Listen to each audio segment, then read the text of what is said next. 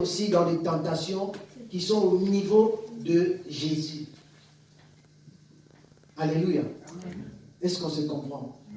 Est-ce qu'on se comprend, mes bien-aimés? Voilà. Le passage...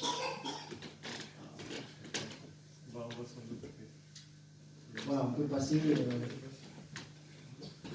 Luc 9 au verset 23. Ça, c'est Jésus qui dit. Puis, il dit à tous, si quelqu'un veut être mon disciple, qu'il renonce à lui-même et qu'il se charge chaque jour de sa croix et qu'il me suive. Alors, vous voyez bien, j'ai souligné si, c'est un choix. Quand Jésus dit cela, il ne t'oblige pas. Comme le pasteur le dimanche dernier, il a dit que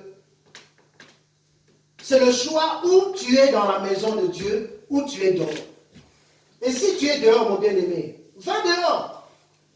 Mais si tu es dans la maison de Dieu, et tu aimes Jésus, et tu aimes ce Dieu-là grand, qui est là pour toi, pour te bénir, et pour que tu passes l'éternité avec lui, alors nous devons nous conformer à sa parole. Alléluia. Amen. Jésus dit si, donc c'est un choix. Toi et moi, nous avons fait ce choix-là, d'être appelés enfants de Dieu. Le choix que tu as fait, mon bien-aimé, c'est un choix que nous devons tenir jusqu'au bout. Il dit, si quelqu'un veut, là encore, veut, vouloir, il faut vouloir. Si quelqu'un veut être, est-ce que ce matin, tu veux être, c'est que tu veux? Nous avons dit, je veux être comme Jésus. Est-ce que tu veux réellement être comme Jésus? C'est ça la vie chrétienne, bien aimé. La vie chrétienne, c'est pas seulement tu seras béni et tu feras ceci. Oui, c'est vrai, mais conforme-toi d'abord à la parole. Tu as fait un choix. Et ce choix-là, ça demande à pratiquer plusieurs règles dans ce choix que tu as fait. Alléluia. Amen. Alléluia. Amen. Alléluia. Amen. Dis à celui qui est à côté de toi, j'ai fait un choix. J'ai fait un choix. Dis-le encore, j'ai fait un choix. J'ai fait un choix. Tu as fait un choix, mon bien-aimé. Et laisse-moi te dire que c'est un choix qui est merveilleux. Amen. C'est un choix qui est merveilleux. Parce qu'à partir de ce choix, et parce que tu veux être comme Jésus, Dieu permettra à ce que tu sois comme Jésus pour que dans le jour où le Seigneur viendra, que nous puissions nous retrouver tous ensemble là-bas, passer l'éternité avec lui. Alléluia. C'est ça la vie chrétienne. C'est ça. Si nous sommes là, c'est pas pour. C'est vrai que nous sommes bénis ici, nous aurons tout, mais la vraie bénédiction, c'est l'éternité avec le Seigneur. C'est l'éternité, mes bien-aimés. Question. As-tu réellement fait ce choix en âme et conscience? Laisse-moi nous poser des questions, et même à travers moi aussi. As-tu réellement fait ce choix en âme et conscience? Dieu nous donne encore la possibilité de revoir notre choix vis-à-vis de lui ce matin. Si peut-être que tu avais fait le choix parce que quelqu'un t'a... Je ne sais pas, quelqu'un t'a dit, oui, vas-y, deviens chrétien, bon, parce que tu seras béni de telle chose, laisse-moi te dire, tu as encore le temps de refaire encore ce choix ce matin. Alléluia. Alléluia. Amen. Alléluia. Amen. Oui, mes bien-aimés.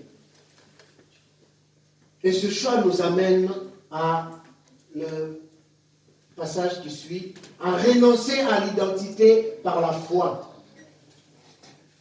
Hébreux 11, 24.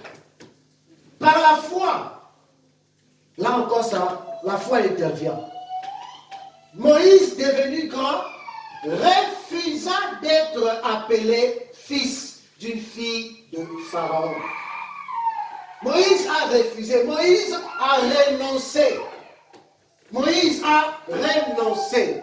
Dis encore à celui qui est à côté de toi, renoncer. Renoncer. Oui, mon bien-aimé, nous devons mettre ça dans notre tête. Moïse a renoncé, il a refusé.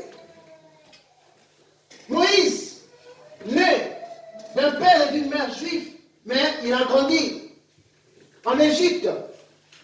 D'un côté, il a grandi dans la maison de Pharaon. Il se disait égyptien, ayant l'identité égyptienne. Mais de l'autre côté, il était israélien. Mais après cela, qu'est-ce qui s'est passé pour que Moïse puisse refuser? Mon bien-aimé, voilà. Tu vas trop vite. D'accord. Pour que Moïse puisse refuser cette identité qu'il avait. Il a renoncé à cela pour retrouver son propre identité réelle qu'il avait en tant qu'Israélien. Mais bien aimé, nous avons plusieurs identités en nous. Le mensonge en toi, c'est un esprit. C'est aussi une identité. La colère, la haine, l'animosité, la jalousie. Ce sont ces identités-là qui font leur siège en nous. Ce sont des esprits.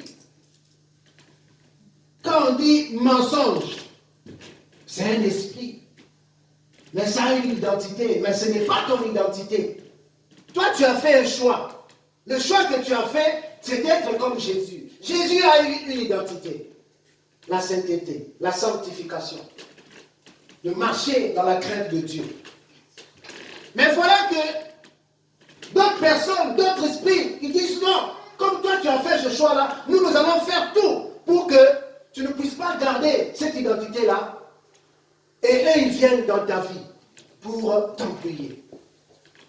C'est pourquoi Moïse n'a pas voulu voir le mal. Il n'a pas voulu voir toujours le mal, comment est-ce que les enfants d'Israël étaient maltraités. Mais bien aimé, à cause de cela, Moïse a dit non, je ne peux pas rester comme ça.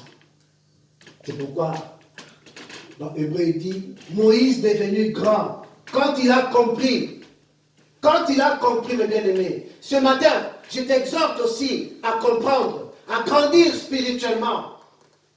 Parce que chaque jour, nous venons dans la maison de Dieu. Mais il y a des gens qui restent toujours comme des bébés spirituels. Et quand tu es bébé spirituel, tu ne vas pas comprendre que tu as fait un choix, et ce choix mérite de garder une identité.